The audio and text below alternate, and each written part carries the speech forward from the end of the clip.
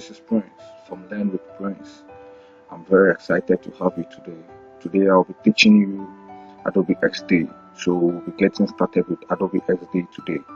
So if you don't have Adobe Xd installed on your system, remember all you need to get to download Adobe Xd is Adobe Creative Cloud and then an Adobe ID, and then signing up for an Adobe ID is very simple. It's free. Just head to adobe.com, then sign up for free, and then once you are done, log into Adobe Creative Cloud, and then you have XD there to download. So without wasting much time, let's get into Adobe XD.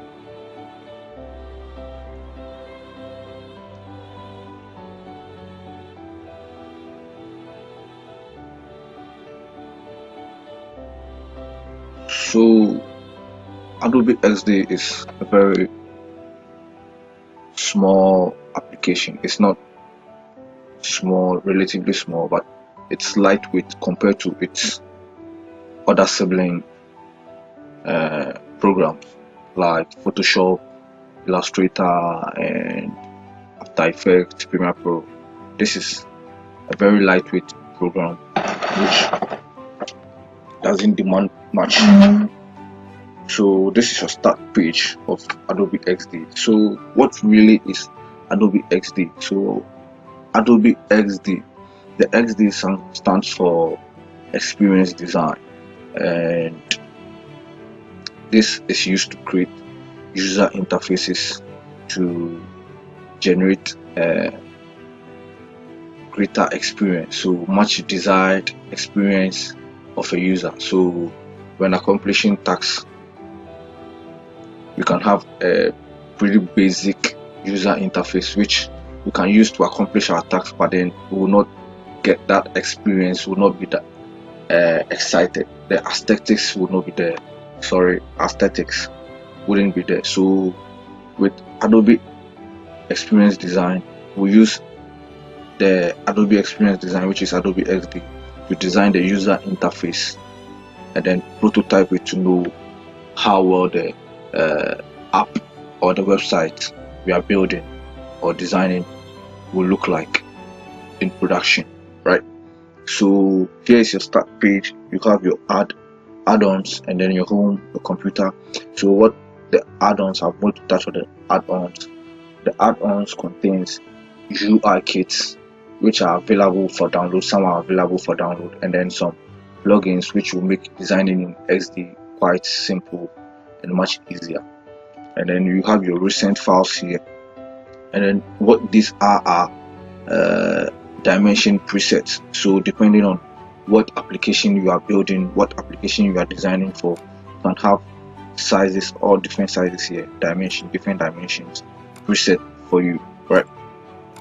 So this is for the web, and then you can just enter custom sizes if you also wish. Maybe you don't want to use these sizes that comes with XD, you can just enter your custom settings. So let's just click any one of these to start a new project.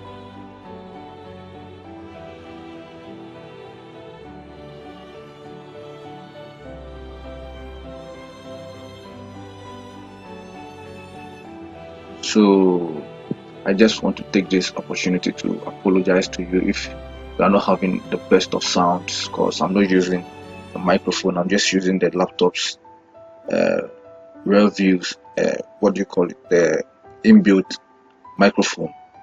I have to get ready to get a new microphone, so bear with me with this one.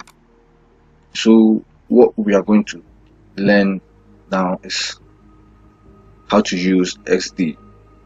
XD to me has a very forgiving user interface for beginners though, because when I was getting started with XD, I didn't really need much of explanations. It's very straightforward to use, unlike Photoshop, Illustrator, After Effects, which has pretty intense user interfaces, and then they are very much unforgiving to beginners, right? So for those other applications, you need a little bit of intense tutorials to get you started. But for Adobe Xd, it's really straightforward. So let's go to the menu here.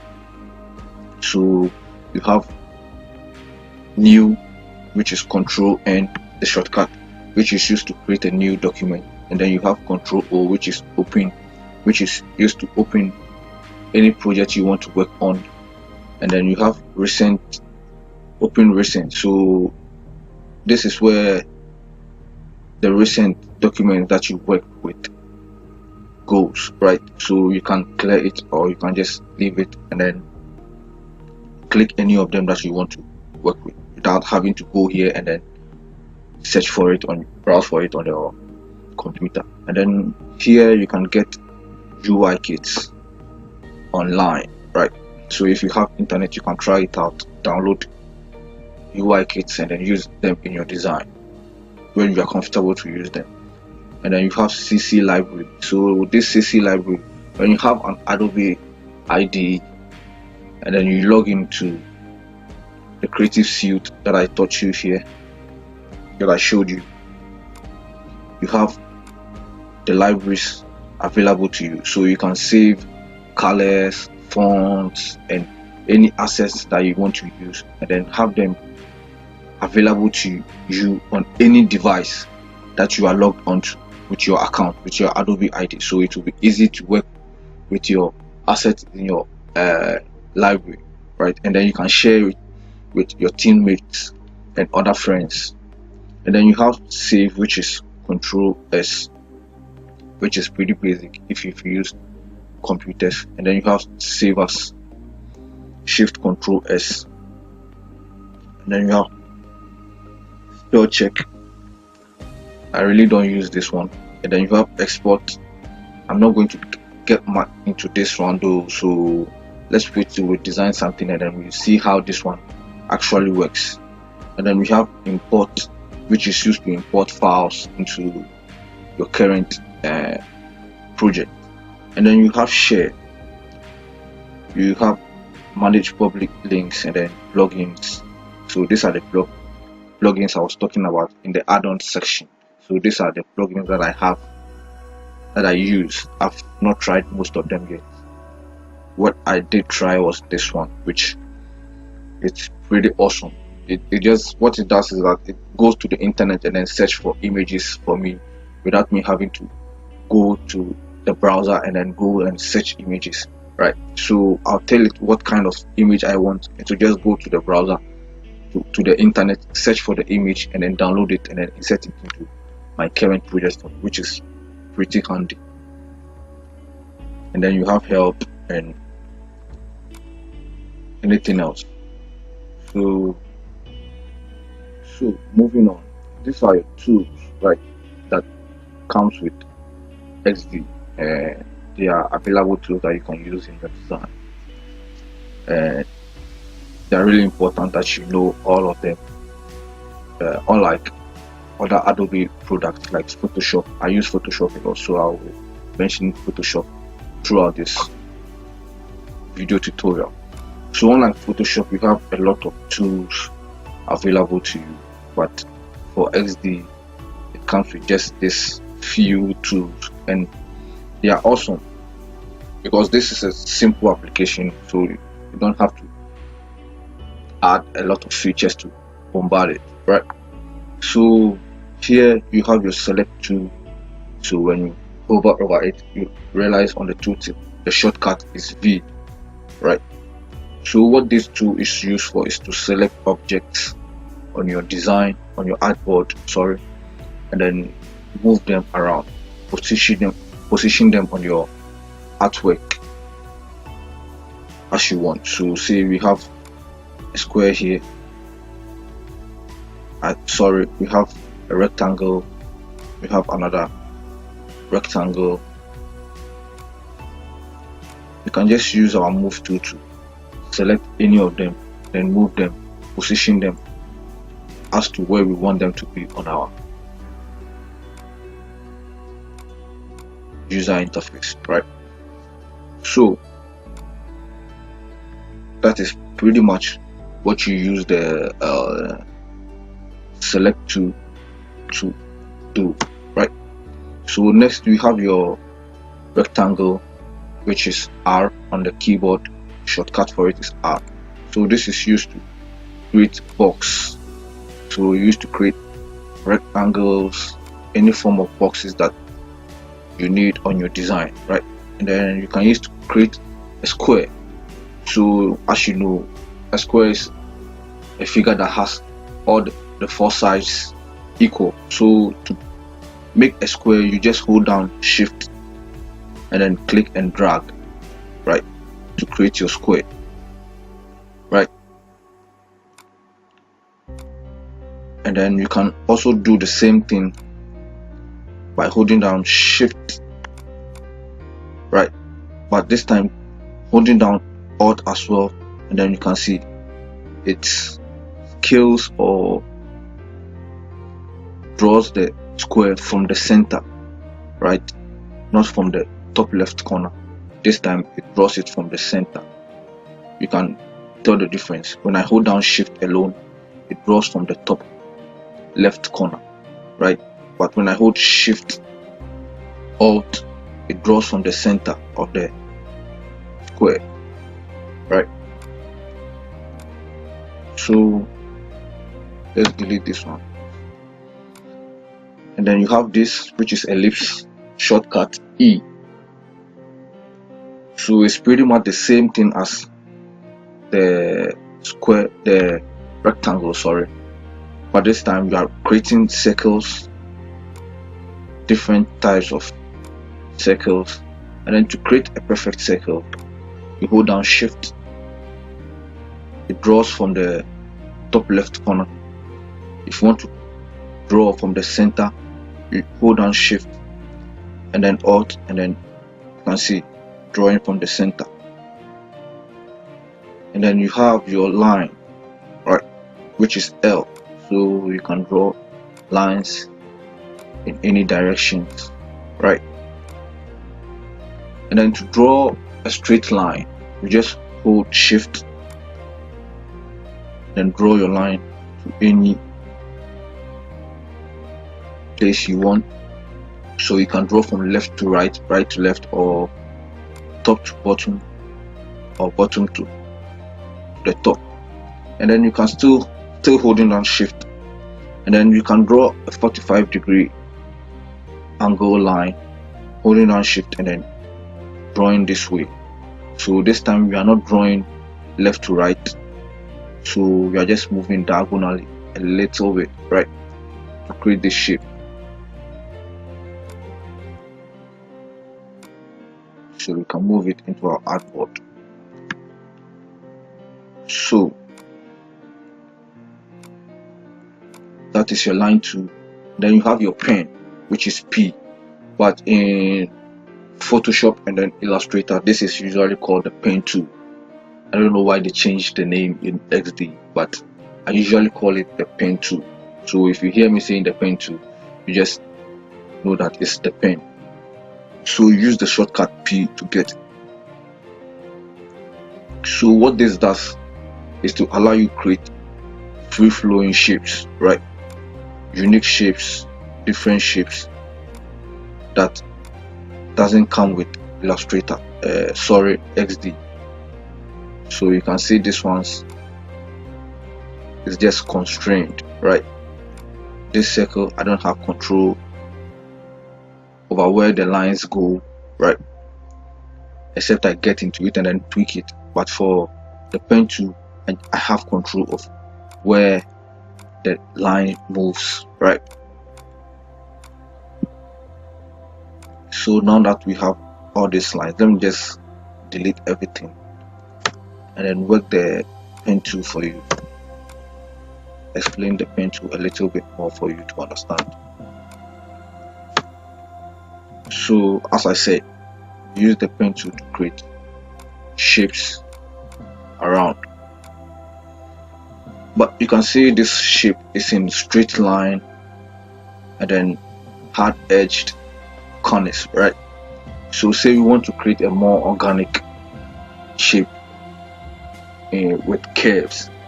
what you have to do is, with the pen selected, you click and then you drag right in the direction you want the line to go, and then we move to the next position.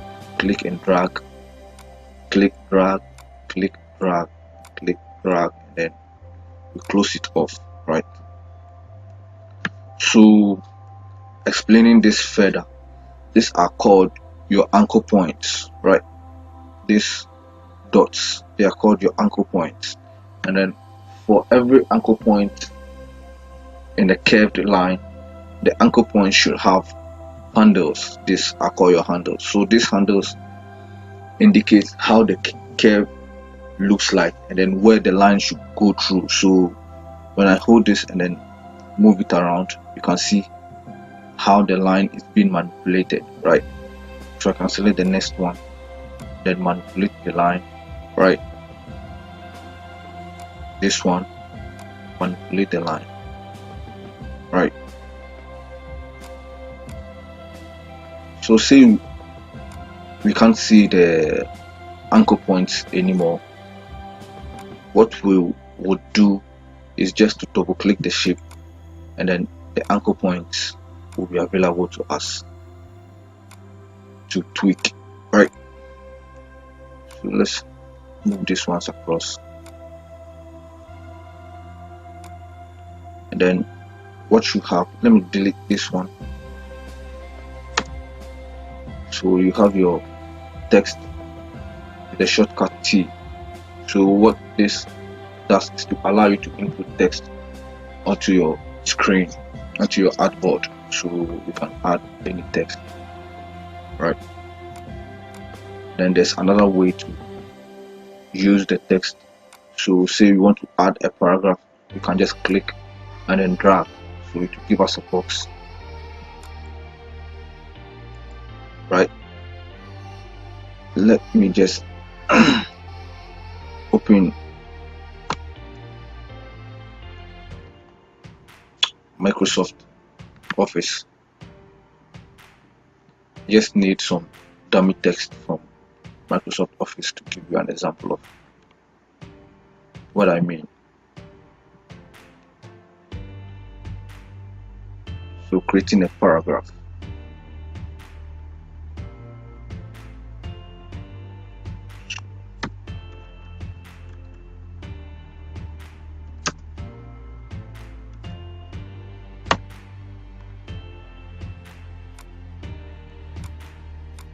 So say you copy this text, then paste it in here, right? Let's just copy the rest.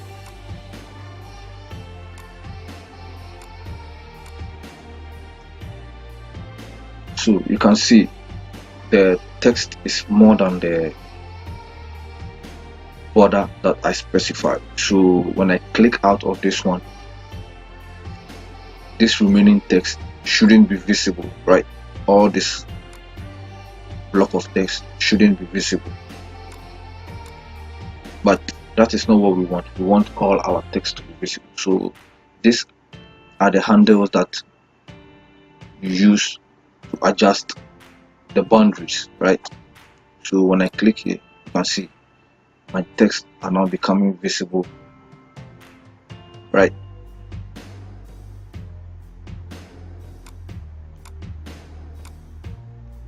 Right. So that is another way to do it. And then to edit the text, right, you can just double click it, and then you can now enter into it. And then instead of coming to the text and then clicking inside, you can just, with the select tool, just double click, and then the text will be made active for you to edit, right? So let's click out of it, and then you have your artboard with the shortcut A. So what this allows you to do is to create new artboard. So you can see the presets came out again, or what you can do is to click and drag to create your artboard, right? So you can see the dimensions here,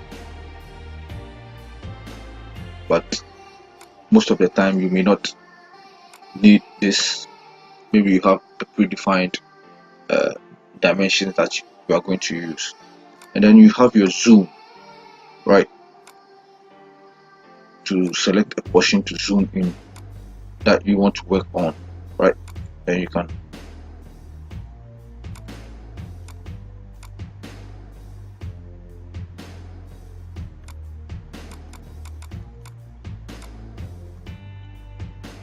zoom in like this, and then hold down Alt and then click to zoom out.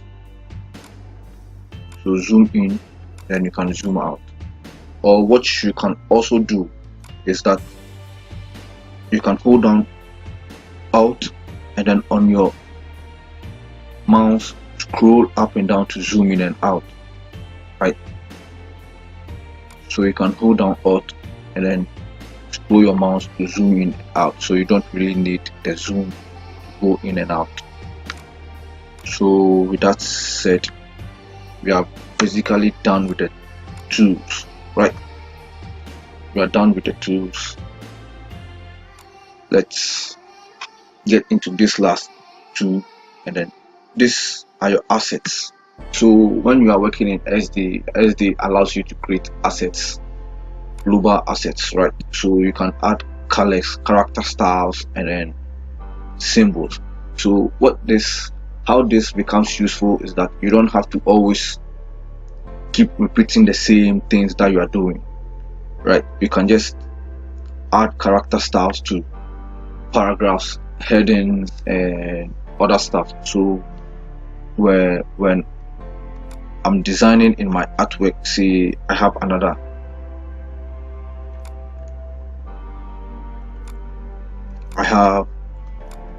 artboard here, right, and then I have paragraph here, and then I have another paragraph here, right. I wouldn't have to edit this one, so let me show you how it looks like. So let's copy this block of text here, then duplicate this, right. So say I edit this to little and then 12, right. So when I click this and add character style, right, I wouldn't always have to click on the text and then come here and then do the editing. I just have to double click on this, and then changes the style right away, right. So it's pretty handy, it's simple to use, and then you can add colors, right. So I can add colors, right, red or blue. Let me just add blue, right.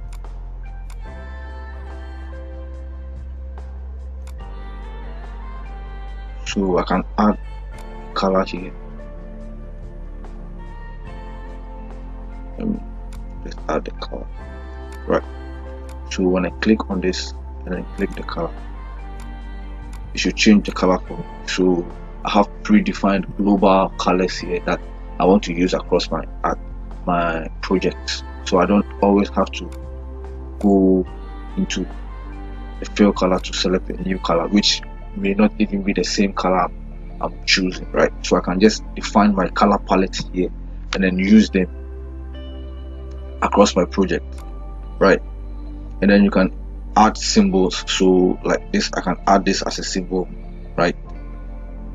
So when I need another shape like this one, I just drag it out, and then you can see it has created another shape for me, right. Same shape, right.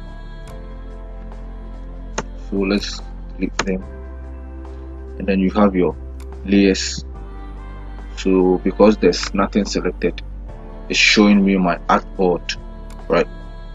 This one showing me the artboards, right. But when there's a layer inside, you can see now it's showing me a layer, another layer. So I have 3 rectangles, right? This layer, this layer, this layer, and then every layer comes with 3 options. It comes with different options though, but for this one you have 3 options here.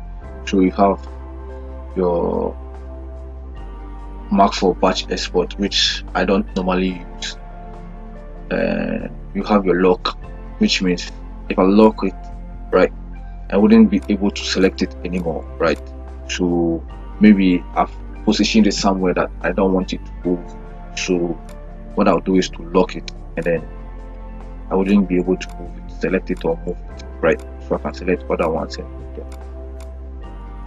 So you can see lock, the shortcut is Control L.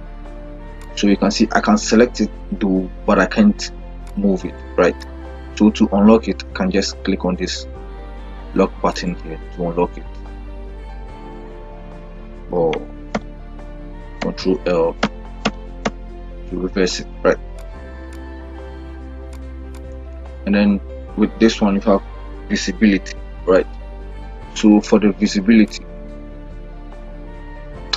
when I click on it, it should be invisible. So let me change the color so you get what I'm saying. So when I toggle it on and off, it should be visible and invisible, right? So that is all to know about the layers panel, right? So let's close the layers panel and then get into the other options which are available to us, right?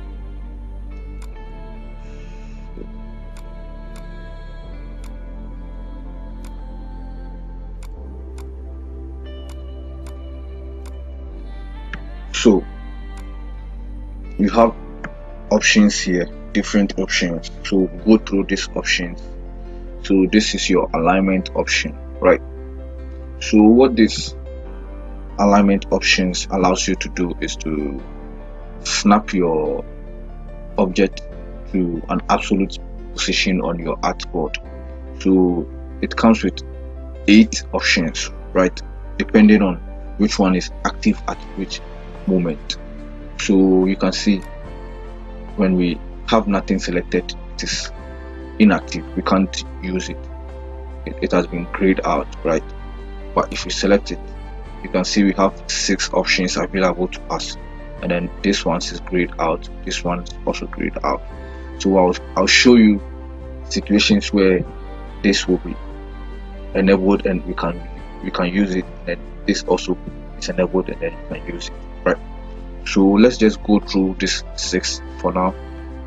So you have your top alignment, so align to the top, and then align to middle, which is vertical, right? So like this way, top to down, align it to the center, right? And then align to bottom, so it will align it down here, and then align left, which will align it to the left, then align center, horizontal, which is this way, so it will align it somewhere around the center of this place, and then align right, to align it here. So the truth behind this, the say, let's zoom in a little bit. So when there's one object selected, this option is snapping, is working according to the artboard, right? So in like Illustrator, in the alignment panel, it gives you an option to select where to align to. So maybe you want to align to an object, you want to align to your selection, or you want to align to the artboard. But in this case, we don't have that option, so it is automatic, right?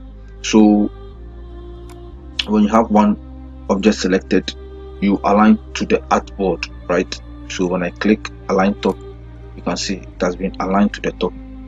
when I click align bottom, you can see align to the bottom of the artboard, align left, it aligns left to the artboard, align right, and then you can align it to the center right, and then the center right. So to align something in the middle of the top, so you can have it like this, align it to the top, then align it to the center right, or we can align it to the top corner right. So align it to the top first, align it to the left. So you can combine these options, alignment options, to align it to anywhere you want your object to go. So you can align it to the top left corner, top right corner, bottom right corner, bottom left corner, or anywhere on your artboard using these ones. And then the other thing is that, you remember I said when you select one, it aligns to your artboard, but then when you select two objects, it aligns to the selection itself. So it looks at these two objects and then look at how best to align them right, using these options. So say we want them to be aligned to their center right, so I can just, then you can see now the space here is equal to the space here right. I can also align them to the top right, so you can see that they have been aligned to their tops, or we can align to their bottom, you understand. It goes there, you can align to the center, left. So let me just send this to the back so you can see it well. Send back. So right, so we can align to anywhere right. You can combine it, then align it where we want it right. So making this or this also active. So for this to be active, we have to have objects in this way right, moving across the screen from left to right. So you can see it is now active. So what this does is that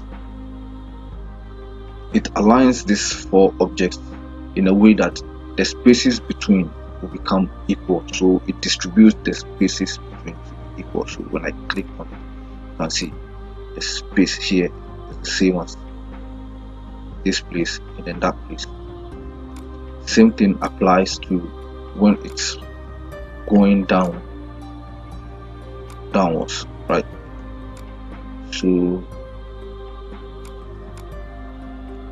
when you click on this, you can see, sorry, it is being aligned right. The spaces between are adjusted, they are evenly distributed right. So that is how to use this one. And then just delete it. So let me show you one thing before I head on. So you really need this to duplicate an object on your artboard. You just need to hold down Alt, click and drag on the object right to duplicate it right. So click, hold down Alt, click and drag to duplicate it, which will lead me to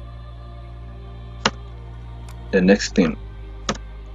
So say I have this square here, but I want 3 squares across and then 3 squares in it. So the manual way to do it is to just click, holding down Shift and Alt, and then I'll click and drag across and then click and drag across, right? Now what I'll do is to select everything, click and drag across, right? Then click and drag across. So you can see all the stress I had to go through to create this grid, right? But Xd makes it very easy for us to do this. So let's delete everything else. We'll have this one selected. What we will need to do is to repeat grid, right? Or press Ctrl R, right? So repeat grid, and then you see this two handles pops up. So we can just increase this way, right? And then increase it down that way. See how easy we made our grid. Instead of having to manually duplicate everything, we have select grid, repeat grid, do it for us, right?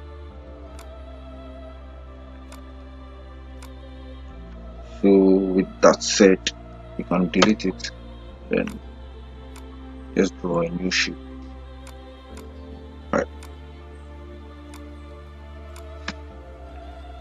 So you have your shape builder tools here, right?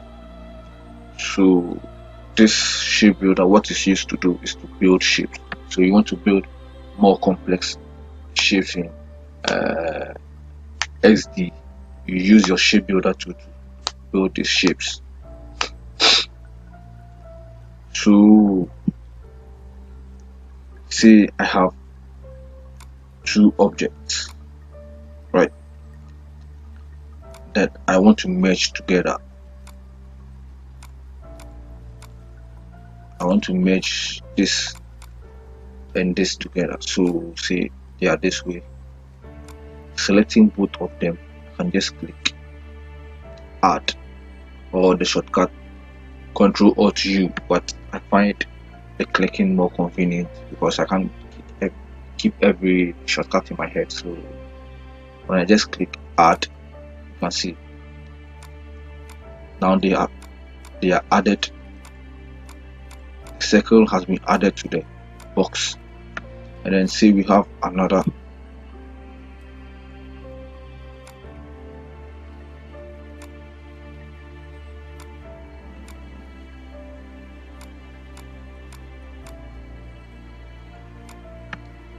let's duplicate this, and then we want to take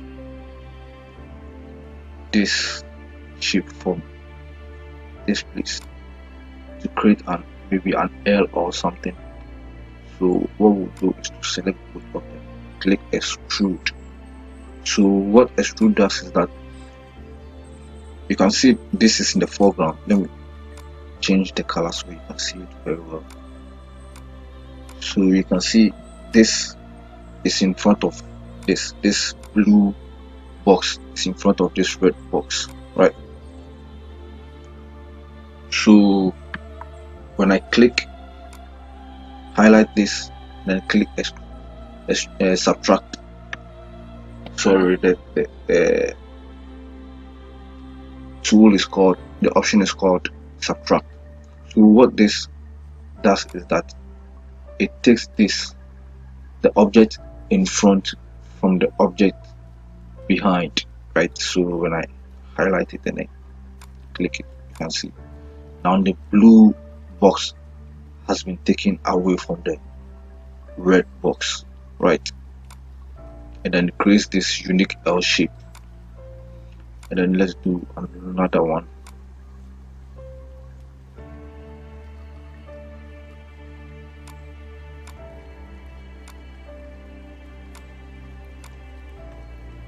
So let's duplicate it across again, select and then bring it in. So let me change the color so you can see, right? So the third option here is to intersect. So what this does is that you can see that these two shapes intersect here in this box, right? So when I click on the intersect option, what it does is that to delete this part of the two shapes and then leave the area that is intersecting, right? So when I click it, you can see it's gone. And then the last option,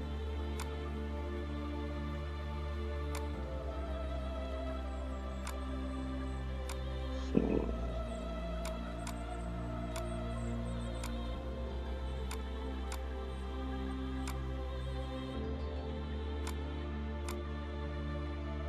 this is the last option on the shape builder. So I don't know what the name of these options are, but I like to call them the shape builder because it's used to build shapes. So you can find out the correct name and then share it in the comment below. What the last option does is the opposite of the intersect. So this overlaps, right? Exclude overlap. So what this does is that it deletes the intersecting area, right? So it's going to delete every area that is intersecting, right? So this way, instead of deleting this part and leaving this, it will just delete this part and leave this. So when you click on it, you can see this has been deleted, right? So you can now delete everything and then have another shape, right? So now this is your properties option, right? You can input custom width and height, and then this is your X position, which goes like this from left to right, and then your Y position, which goes from up to down. So you can see as I move along up and down, the value changes, right? So you can move the position to 0, 0, right? Or we can move it to 50, 100, right? But maybe you may not know the exact position to place by figures, so you just click and drag. Then you have this properties, the width and the height. So we can change the value. We can change these values, right? And then what this icon does is that it locks aspect, right? So it locks the height to the width. So any changes in the height will in turn cause a change in the width, right? But with this unchecked, any change in the height wouldn't cause any change in the width. So you can see the width still stays 200. But if this is checked, any changes in any of this will cause a change in the order. So let's change this to 300. You can see this also changes to 300. So that is it. And then you have your opacity, which is pretty basic. So how much of the shape you want to show, you use your opacity. And then you have your border radius, right? So let's zoom in a bit. So for the border radius, you have two options to do it. So it's called corner radius actually in Xd. I did a little bit of web development, so in CSS we call this border radius. So for this, you can input a value, so it curves the corners of your box, your rectangle or your square, So I said it has two options, right? So this applies to all four corners, right? I can just input one figure and then apply it to all four corners, right? But then I have the other one which allows me to apply to different figures to different corners. So this one goes clockwise, right? It's clockwise. So from this place to this place to this place to this place, right? So from the top left corner to the top right corner to the bottom right corner to the bottom left corner. So this is how you go: top left, top right, bottom left, bottom right, or bottom right, sorry, bottom right, and then bottom left. So this way it goes this way, right, in a clockwise way. So this way we can change the figures. So 50. So you realize it creates a different shape, right? And then you realize there's a change in any input box that I click. So you can realize here that the active corner will be highlighted. So say I click here, you can see, right?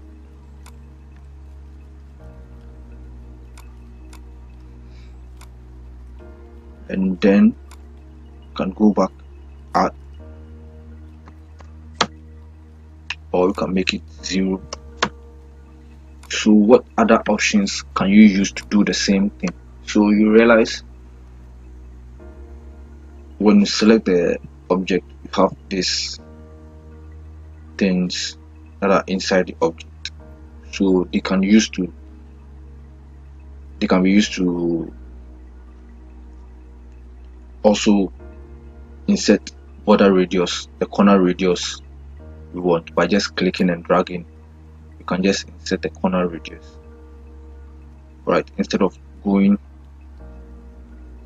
to the input and then manually inserting the figure, you can just hold this and then click and drag to do it ourselves, right? Instead of inputting a definite figure, right? So other options, you have your fill color, right, which you can choose. So in the fill you have solid color here. So in the drop down, right, you have gradient, 2 gradients. So you have your linear gradient and then your radial gradient. So the linear gradient goes in a straight line, right? So like this way, you can see it goes from dark brown to brown, right? Or you can have radial, which goes in a circle form, right? And then you can add colors, different colors, right, on different positions to create a unique gradient, right? Same applies to this. Or you can just use a solid color, right? And another way to choose a color is to use the eyedropper or pick color from screen. So in Photoshop and Illustrator, this is called the eyedropper tool. So you just click on it and then you can click anywhere on your screen to sample a color from there. So say I want this color, I can just click and sample the color. You can see it is changed. Same thing applies to the border. So let's get rid of the fill, select the border, right? You can choose a color, right? Any color at all, and then it has 3 inputs, so you can input the size. So currently this is 1 pixel, so you can put 10 here, 10, right? And then you can add dashes, you can add 10 dashes, right? Then the gap, so this gap is the gap between each dash, right? So we have 10 pixels in between every dash here. You can increase it to 50, right? So let me bring the fill color back in so we can see what we are dealing with here, right? So let me change the fill color to something more contrasty so we can see it, right? So with the border active, we can choose where to align our stroke, right? So the stroke, you can see with the current settings, it's aligned inside our shape. So you can see it's inside, inner stroke, so the stroke is applied inside the shape. We have another option to apply it outside the shape, right, or on the middle of the shape. So what this does is that it takes this figure, divides it into 2, puts half of it up outside and half of it inside the shape, right? So it's on the center of the line, it's on the line itself. So the center of the stroke is on the line, right? And then we have other options as to how this stroke should appear. So you have this where it appears in a sharp boxy way, and then you can choose a rounded cap to make it appear circles. So when we reduce this to 5, maybe it will appear more in circles. So say 3. Okay, let's reduce the size to 5. So what you can just say they appear more in circles than in straight lines, right? Then you can have this as well, right? So this and this looks almost the same, but for this there's a bit of projection on the line rather than this. So you can see with this the end point ends on the line itself, but with this the anchor point is a little bit indented on the icon. So when you check it on your screen, maybe it will be a little bigger and then you understand it more then. So let's take the dashes out for our next.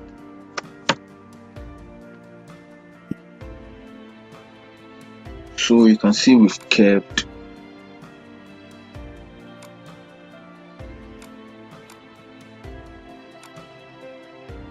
the borders of our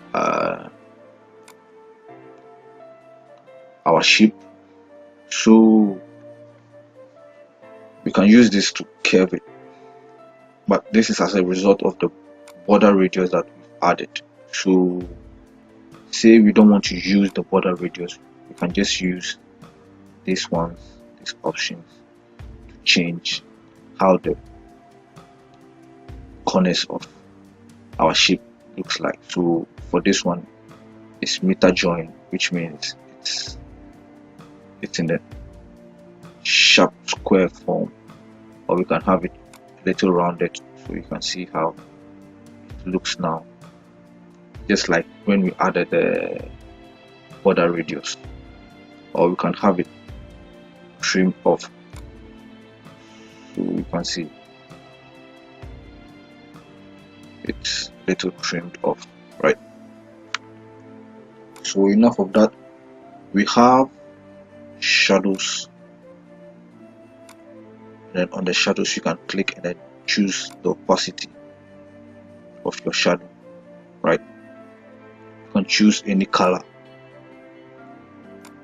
of the shadow you want to use. So for this one, we just go for normal shadow, black, and then just up the opacity a little bit, and then this is used to position. These two are used to position the shadow as to what lightning you want to use. So say the light is coming from this way, that means the shadow will fall somewhere here. So move the X up and then the Y up as well. So imagine this X and Y as in the normal mapping that you did in school, the graph. So you have something like this, and then something like this with your X here, and then your Y here, right? I think I did a pretty horrible job. So you have your 0 coordinate here, right? So the center point is 0, and then up here is positive, right? Down here is negative. Across the left side is your negative to the X, and then positive to your X. So positive to your Y, negative to your Y, negative to your X, negative to your Y. So it works the same way as that. So any negative figure here pushes the shadow on the X axis to this place, right? So say we add a negative in front of it, you can see where the shadow is now, and then add negative in front of this, right? So this time for the Y, it has been swapped over, right? So for the Y, the negative is on this part, and then the positive is this way. But for the normal map that we know, the normal coordinates that we normally do, the positive is here and then the negative is down here. But this time it has been swapped. So you see, negative pushes it up, and then positive brings it beneath. So positive brings it beneath here, and then you have your blur. So how much blur you want, you can just increase it by pressing up the up arrow key to blur it, or down depending on how much blur you want, right? So I think that should be all, and then we have your background blur, which is used on pictures. So when you insert a picture, I'll just go through it for you to see it, and then I think that should be all. So one last thing that I forgot to do is to show you how to rotate. So with your select tool, when you select any object, move to the corner, right? You can see the cursor changes to this. When you see this, you can just click and drag to rotate, right? And then you can hold down shift to rotate in specific 15 marks. So you can see the changes here. So holding down shift and rotating, you can see it has been rotated 15 degrees, right? So 15 degrees minus 15 degrees, so it rotates 15 degrees across, right?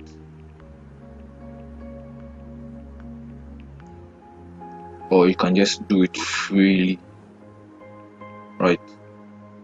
You can just do it freely, or hold down shift and then rotate it by 15 degrees. So I think this should be all. So with everything that we've learned, you can just go ahead and then design a simple user interface, right? So we use our rectangle tool to draw our background, right? So let's get rid of the border and then choose a blue color, maybe something darker, right? And because we don't want to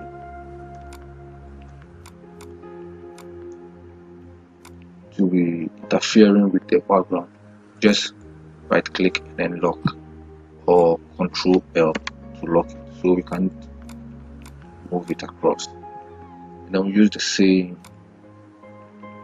rectangle to draw a rectangle across. Go to the move tool and then center position it, right? So for this one, I want this place to be curved, so I'll just add a border radius to it to curve it. And then I think this is too big, so I'll just reduce the size here to 40, right? Get rid of the border. Then what I can do next is to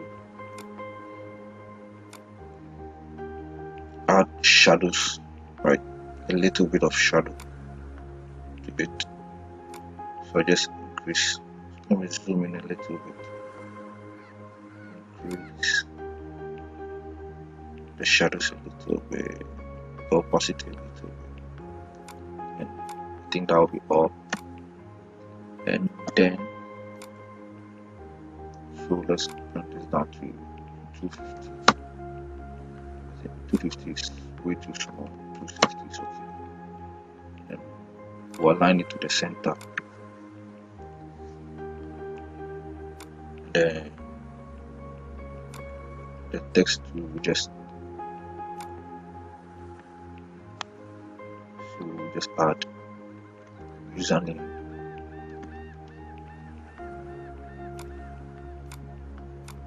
So this is 12, it's okay. You can just add it here, right? Then we can highlight everything, group them, or we may not even want to group them. So I want to have the same thing in it. So for password, right? So instead of duplicating it across, I'll just use repeat grid and then repeat it this way, right? So it's very simple to do.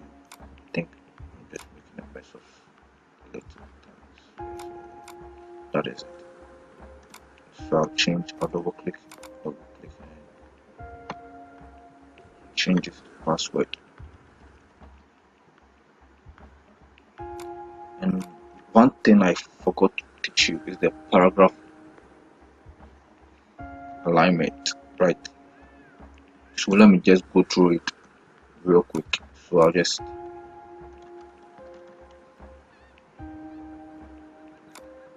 with this we have this paragraph alignments here.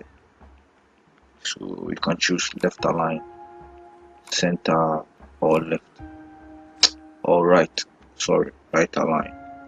And then this is your letter spacing, character spacing. So this increases the spacing between the characters, right? You can see the characters have been spaced up. So let me just add a huge number, so you can see they are spaced out. And then for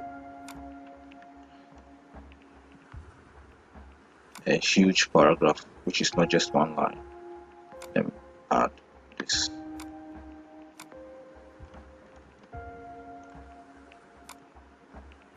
Sorry,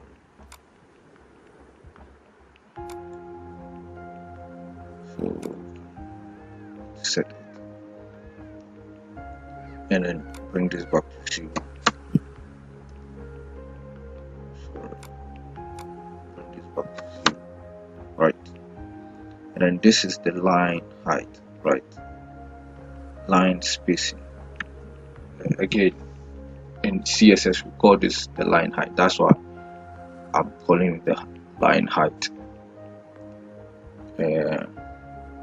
So when you increase it, this is the lines between each sentence, but not each sentence, each line. So when you increase it, you can see the line is being increased.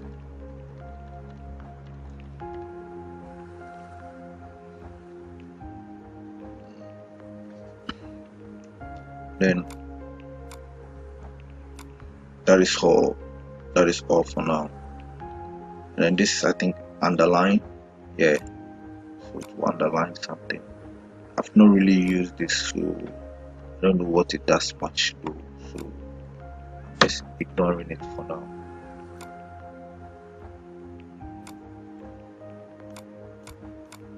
So that is all. Continuing with our UI design. And then one last thing, to move across your artboard. So see, I've zoomed in like this. To move to a different section, you hold down spacebar. You can see this hand appear. The cursor changes into a hand, and then click and drag, and then you move your artboard around, right? It comes in handy. So now we need the last button.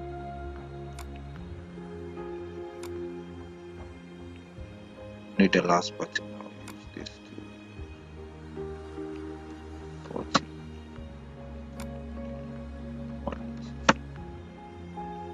So let's center it.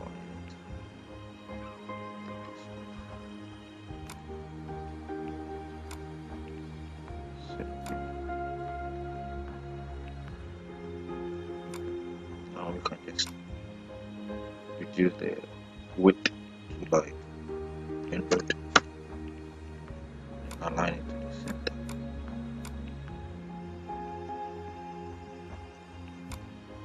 Also add shadows to this, increase the opacity a bit. And then maybe we want to change the colors to a different color. Oh, sorry, I mean the fill color of the object. So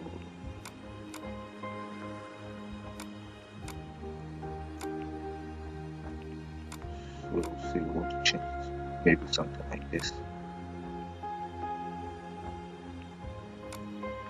right?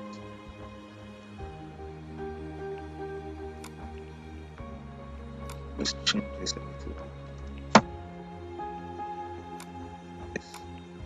Then we'll click the text, or just press T, then click and right, log in here. Change the text color to white because of the background. It's so this, select the two and align them, right?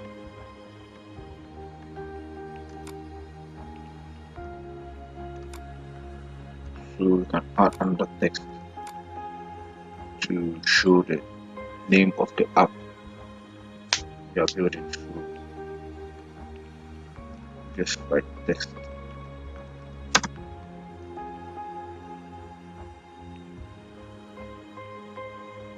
So let's just change the name to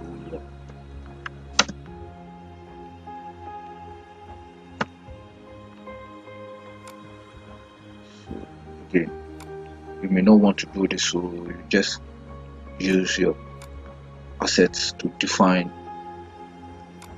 character styles to just make your work easier. But because this is just a quick tutorial, I'll just ignore it and then go through it.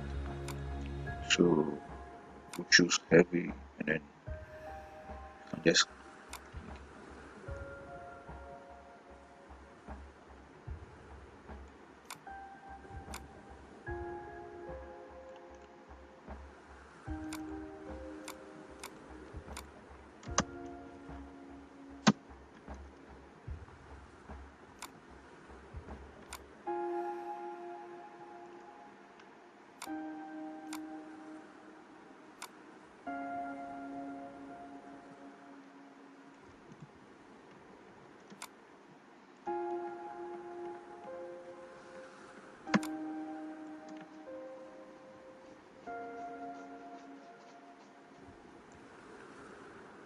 so we just add a small piece of text here, maybe a descriptive, I don't know, just a small chunk of text,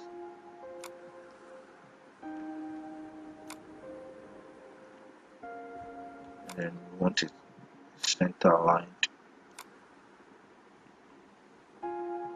regular, say 14, let's make it 16,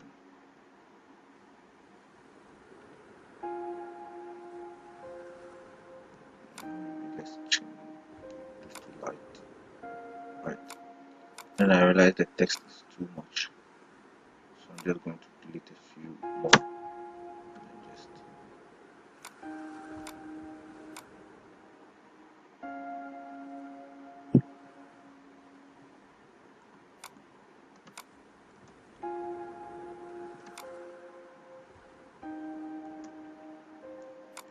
show. I would like to change the color a little, bring down the opacity a little to fade in.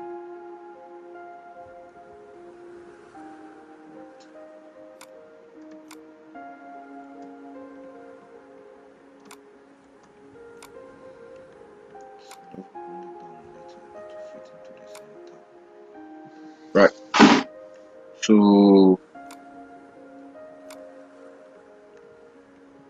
one last thing.